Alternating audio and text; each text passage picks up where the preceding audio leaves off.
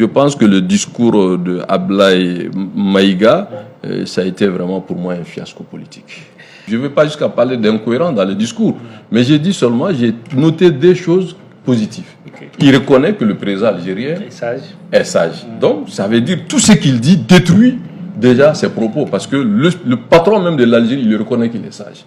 Donc, quand un président est sage, vous ne pouvez pas ignorer son rôle, son apport pour aider le Mali, pays frère, ami, voisin, pour ramener la paix au nord du Mali. Parce que le nord du Mali, la paix ne peut pas se faire sans l'Algérie. Nous le savons tous.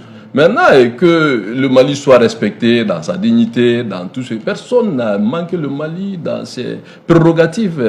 Mais les États souvent peuvent avoir des difficultés, se relèvent.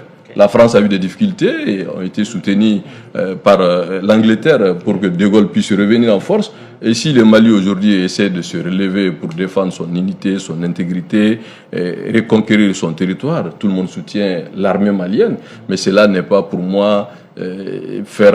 Donc pour vous, en clair, la tribune des Nations Unies, ce n'est pas pour régler des comptes d'État à État. Non, on peut régler des comptes en des termes diplomatiques, appropriés. Parce que quand vous parlez en des termes diplomatiques, on comprend ce que vous voulez dire. On comprend ce que vous voulez. Moi, je pense que la posture positive que le Mali peut apporter aujourd'hui, c'est de convaincre la communauté internationale du bien fondé de la démarche politique, diplomatique des Maliens pour retrouver la paix et le modèle que le Mali propose, de le proposer pour que cela puisse être intégré pour nous aider à ramener la paix. On ne peut pas faire la paix sans la communauté internationale, cela n'est pas possible. Parce que quand vous exportez vous-même vos problèmes internes sur la place mondiale, vous-même vous contribuez à internationaliser le conflit.